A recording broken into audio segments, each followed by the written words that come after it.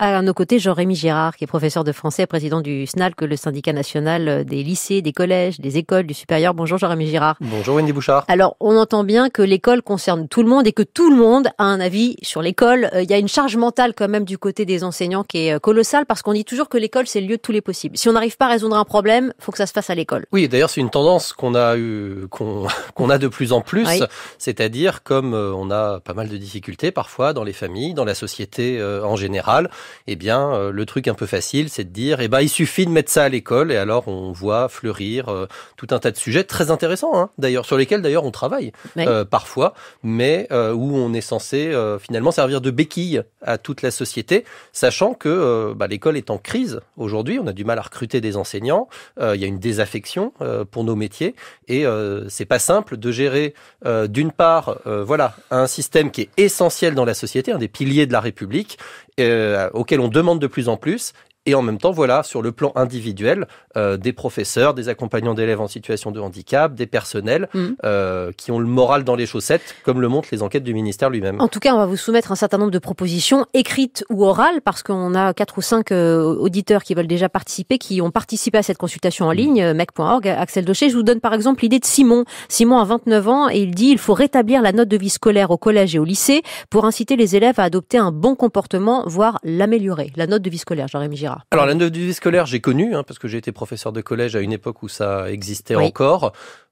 C'était fabriqué de manière assez artificielle, en réalité. Ce qui marchait pas mal, en revanche, c'est que moi et d'autres collègues, d'ailleurs, on avait adopté, c'était dans nos cours d'avoir une évaluation sur l'attitude, le travail, le fait d'apporter ses affaires, mais au sein du cours, parce qu'à partir du moment où on fait une note, j'allais dire globale sur le trimestre de tout le monde, c'est beaucoup plus compliqué. Ça commence à devenir très compliqué de l'articuler, de la réfléchir collectivement, et elle veut souvent plus dire grand-chose à la fin. En revanche, dans sa classe, effectivement, ça peut être... Je l'ai vécu, je l'ai utilisé, et ça avait une grande efficacité. Voilà, une de ces 1304 propositions. Elles sont en général très concrètes, Axel Daucher. C'est ça la vertu de ces consultations aussi. Bien sûr. Alors, recentrez peut-être sur...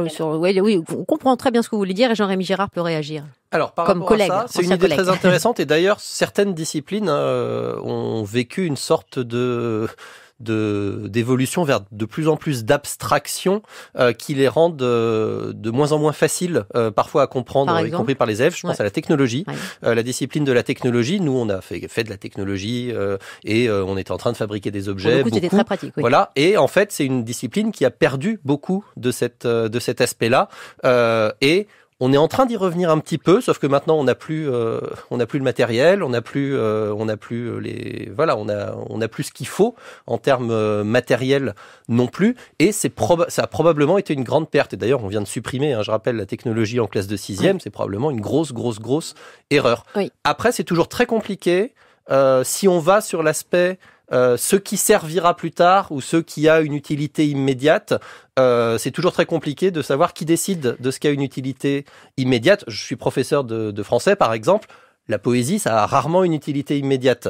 Néanmoins, il me semble que c'est quelque chose de très important à l'école, et je pense pas du tout que l'auditrice dise quelque chose de différent. Par exemple, mais c'est toujours compliqué de savoir à quel moment le côté « ça va vous être utile », ça marche, parce que parfois ça vous est pas utile, et parfois des choses, on ne sait pas que ça va nous être utile plus tard non plus. Ça peut peut-être passer aussi par des interventions extérieures. Hier, on parlait de la semaine de la création de l'artisanat, et je recevais une association formidable qui s'appelle De l'or dans les mains, et qui va justement démontrer que les métiers manuels sont extrêmement importants dans les collèges pour sensibiliser les jeunes. Voilà, ça passe par exemple par ce type d'atelier. Ça, c'est ce qu'on appelle la découverte des métiers. C'est très important, parce que les élèves en fin de 3e, ils ont un premier palier d'orientation, où ils peuvent aller vers la voie professionnelle, et c'est quelque chose qui existe dans les textes du ministère. On est censé faire de la découverte des métiers, mais il n'y a pas forcément, il n'y a pas d'horaire, il n'y a pas, c'est très flou, c'est souvent en fonction de ce qu'on a localement, mais on n'est pas obligé non plus de faire un métier simplement parce qu'il est présent dans un rayon de 50 km.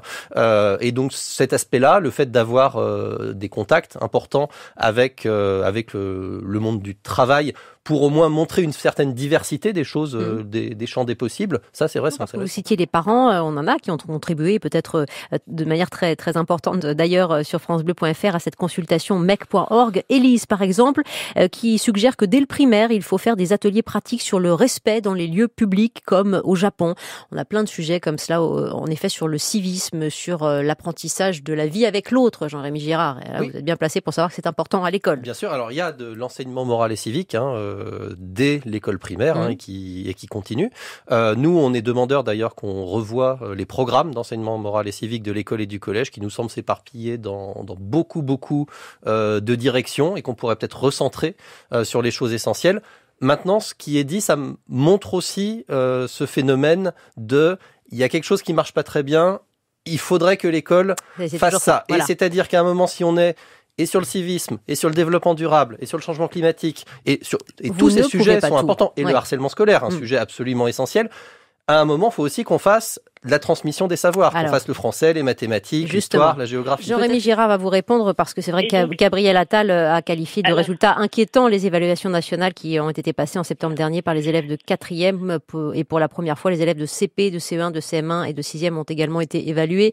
Il y a un affaissement du niveau général, Jean-Rémy Girard. Alors oui, ça c'est montré par les enquêtes du ministère. On n'a même pas besoin d'aller chercher les enquêtes internationales pour ça. On a par exemple le département statistique du ministère qui fait une dictée qui a commencé la première fois en 87 sur un panel d'élèves qui sortent de CM2 et on l'a mené à intervalles réguliers. Effectivement, le niveau orthographique et grammatical est en chute libre depuis la première fois qu'on a fait passer cet exercice. Mais vous ne demandez que ça, vous vous recentrez sur les fondamentaux. Alors, c'est très important de se recentrer sur les fondamentaux et ce que décrit Cathy, il y a une part qui est objectivée aussi, très clairement, sur le fait qu'on fait beaucoup les gendarmes, si je puis dire. C'est montré dans l'enquête PISA, parce que l'enquête PISA, ça aussi, ça pose des questions aussi là-dessus. La France est un des pays dans lequel ce qu'on a le climat de discipline, ce qu'on appelle le climat de discipline, est le moins bon. C'est-à-dire qu'on passe plus de temps à faire de la discipline en classe. Alors, parce que nos classes sont parmi les plus chargées d'Europe, déjà, ça joue, sans aucun doute, parce que effectivement les enseignants sont assez épuisés. Il y a beaucoup de Français qui demandent justement que les effectifs soient réduits. Oui, ce serait une nécessité. À un moment, on peut pas penser les langues vivantes. Imaginez les collègues qui font de l'anglais par paquet de 30. À un moment, faut pas croire que le niveau oral va être miraculeux, même avec les outils numériques qu'on utilise aujourd'hui pour essayer de pallier un peu ça. Mais merci en tout cas, parce qu'on sent votre investissement, la nécessité que les parents aussi cherche de l'autorité à votre égard aussi, en 10 secondes, Jean-Rémy Girard. Beaucoup cherchent ça et on a du mal parfois, encore plus à l'école primaire, parce que il y a que les enseignants, il y a personne d'autre et le directeur la plupart du temps est en classe. Il faut voir aussi que les relations sont parfois tendues avec certains parents et que nous, on n'a pas toutes les clés pour gérer ça, parce que nous, on gère les élèves, les parents, c'est plus compliqué, notre hiérarchie nous soutient pas tout le temps non plus. Voilà, donc c'est important que les parents soient acteurs et c'est important qu'on arrive à s'entendre. Jean-Rémy Girard, président du SNAC, merci beaucoup. Merci.